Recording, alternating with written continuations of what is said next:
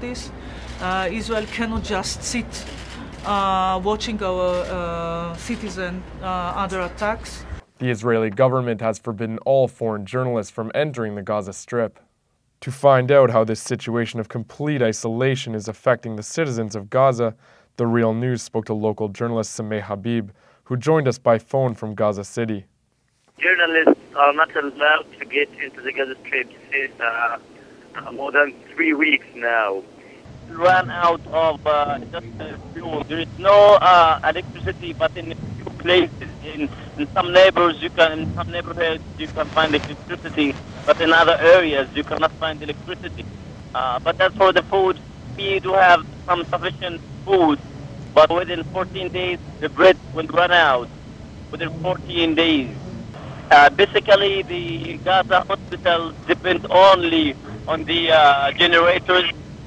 The power blackout is happening on a daily basis now, so the hospitals are being backed and supported by the generators, and some of the generators went down during the Gaza Strip, saving some hospitals in a chaotic situation.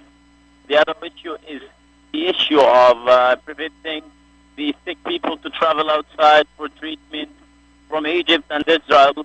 And another problem, not enough drugs and not enough medicines getting into the Gaza Strip. Also, regarding the sewage system in the Gaza Strip, this system depends basically on power, but now we don't have sufficient power for only some hours.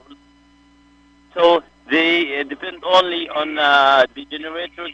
We have 3 main sewage pools and lagoons here in the Gaza Strip, one in the north, one in Gaza City, and one in Khan Younis.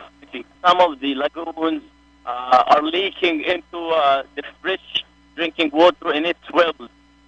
So this is contaminating fresh drinking water.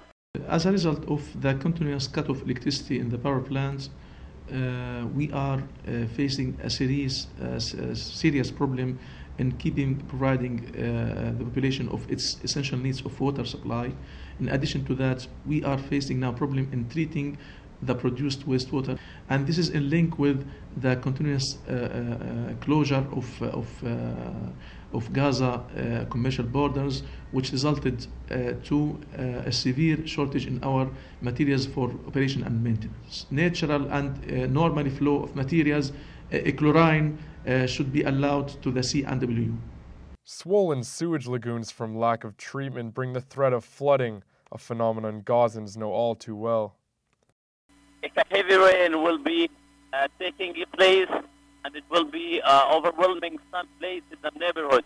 And we have already this happened before, in which a heavy rain took place in Gaza, and many neighborhoods flooded, and it was in Khan Younis city and in the Valley refugee camp.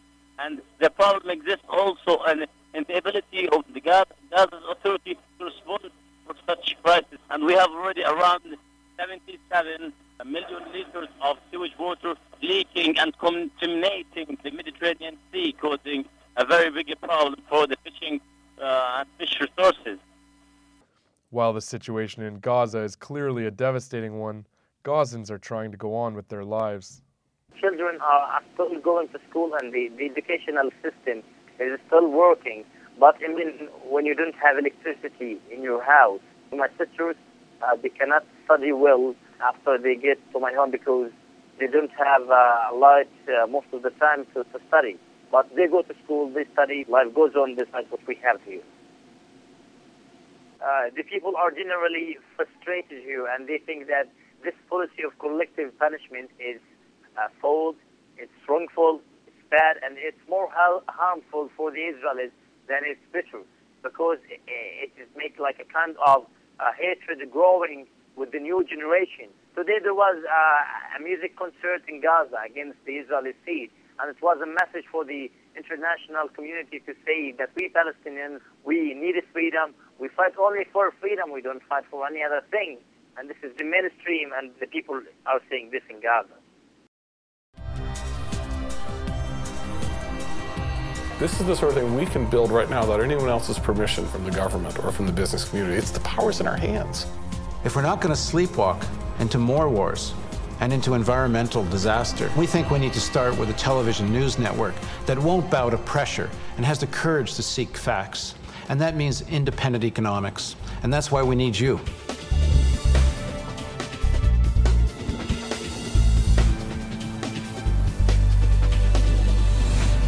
Real hope means facing a complex reality.